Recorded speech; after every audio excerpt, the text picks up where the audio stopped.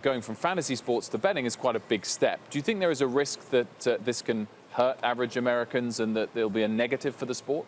I don't think so. I think the risk is very minimal that that'll happen because at the end of the day, companies like ours are about improving the fan experience, taking a sport that somebody loves and actually making it better.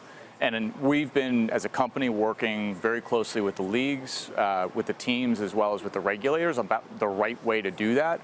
As a company, we have a history globally of being able to do that through our parent company, Paddy Power Betfair. So we feel like the risk is really minimal. And you've got a great starting place with the user base for your fantasy sports. You've already launched a standalone sports betting app in states like New Jersey, which have legalized it. How quick has the take-up been of people signing up for that sort of service? So the sports betting app just launched today, and so You'll find out soon enough. I was going to say it's early results, but the early feedback has been great. We've been in a soft launch period for a couple days. Reviews on the app have been awesome.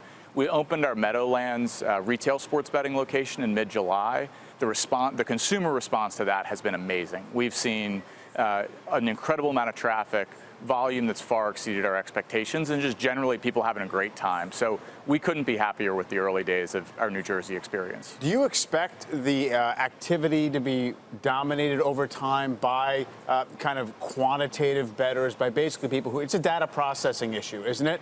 And to what degree do you think that's going to either limit the appeal or So it's a great question and one we spend a lot of time on. So our general view is we want a product that appeals to the widest fan base possible. And that's everything from the types of bets you offer, how you focus the user interface on making it easy for small sports or for more casual sports fans to interact. And then also what information do you give them? How do you think about making sure they feel confident in the bets they're making by making it really simple to see all the data that's out there?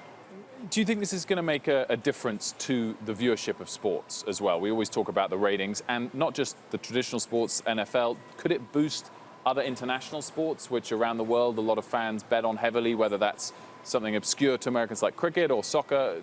Do you expect that? We absolutely think it'll increase fan engagement. We think it'll increase fan engagement in broadcast. We also think it'll increase it online. And you're absolutely right that it will make kind of the long tail of sports in terms of outside the majors much more relevant and interesting for people.